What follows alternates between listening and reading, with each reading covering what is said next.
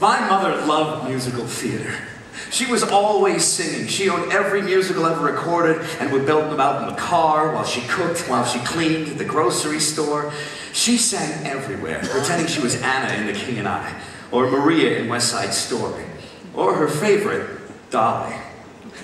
I, on the other hand, didn't get it. Who wanted to listen to some boring song about people we didn't know and who didn't exist anyway? And what was so great about pretending to be somebody else? Oh, and Mom, can you please stop singing all the time? You were so embarrassing.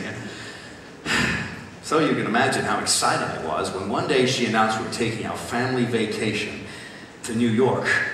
No, not to New York, to Broadway. You gotta be kidding me, right? But, of course, we packed up the car and we headed to the Great White Way. First stop, Carousel. Fantastic.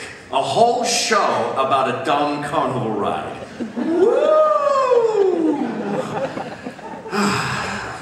Lights dimmed, the curtains opened, and then something happened. I'd never been to live theater before, only movies and television. So I didn't know, I was unprepared for it all. Yeah, sure, there was the girly gooey stuff like love and romance, but there was action and crime and passion. I was sucked in like I'd never been sucked into the TV before. I wasn't just watching this story, I was living it with them. And when intermission came, I didn't want to leave my seat because I was afraid I'd miss the beginning of the second act. I was totally hooked. And then for the first time, I understood perfectly. My mother wasn't pretending to be somebody else when she belted out those show tunes in the kitchen. She was living it with them, sharing the experience of lives not only her own, but expressing things that have failed by words alone. Now, all these years later, when I'm in the theater in that brief moment between the lights come down and the curtain comes up, I think of my mother.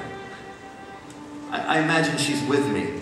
I'm sharing those moments not only with the actors on stage, but with her too. And I know that somewhere she is singing.